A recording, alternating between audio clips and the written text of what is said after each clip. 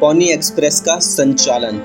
जैसा कि आप फोटो में देख सकते हैं, पहली फोटो में आप देख सकते हैं सेंट जोसेफ मिसौरी में पॉनी एक्सप्रेस अस्तबल, और दूसरी फोटो है कैलिफोर्निया के सैक्रामेंटो में BF Hastings building, pony express का पश्चिमी टर्मिनल।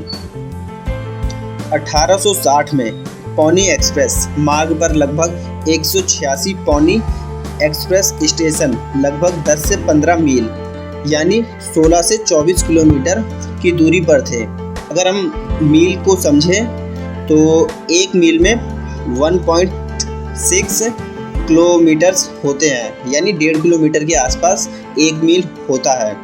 प्रत्येक स्टेशन पर एक्सप्रेस सवार एक ताज़ा घोड़े में बदला जाता था, खाने के लिए कुछ लेता था और अपने साथ केवल मोचिला नामक मैल थैली या बैकअप के लिए स्पेनिश से ले जाता था।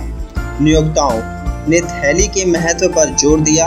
वे अक्सर कहा करते थे कि यदि ऐसा हुआ तो घोड़े और सवार को मोचिला से पहले नष्ट हो जाना चाहिए। मोचिला को काठी के ऊपर फेंक दिया जाता था और उस पर बैठे सवार के वजन से उसे अपनी जगह पर रखा गया था।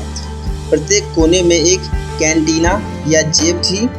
इन कैंटीनों में डाक के बंडल रखे जाते थे जिन पर सुरक्षा के लिए ताला लगा दिया गया था। मोचिला घोड़े पर लदी 20 पाउंड 9 किलोग्राम सामग्री के साथ साथ 20 पाउंड किलोग्राम डाक भी रख सकता था।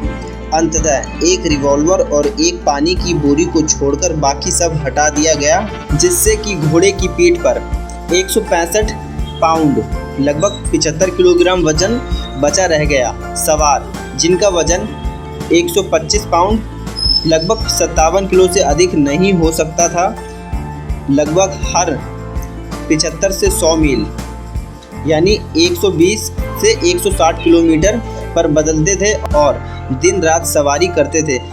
आपातकालीन स्थिति में एक सवार तेजी से आगे बढ़ने वाले घोड़े पर 20 घंटे से अधिक समय तक एक के बाद एक 2 चरणों में सवारी कर सकता था।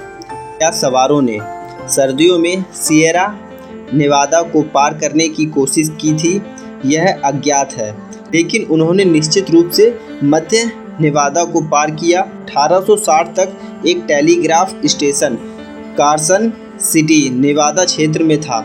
सवारियों को वेतन के रूप में $175 प्रति माह मिलते थे।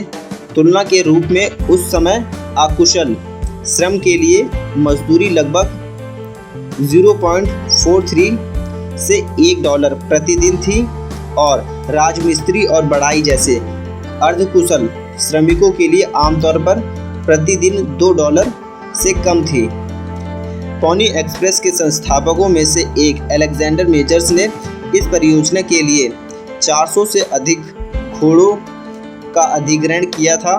उन्होंने औसतन $200 का भुगतान करके पश्चिम भर से घोड़ों का चयन किया। इनमें से प्रत्येक की औसत ऊंचाई लगभग 14.2 हाथ लगभग 58 इंच या 147 सेंटीमीटर के आसपास होती थी और 900 पाउंड यानी 410 किलोग्राम।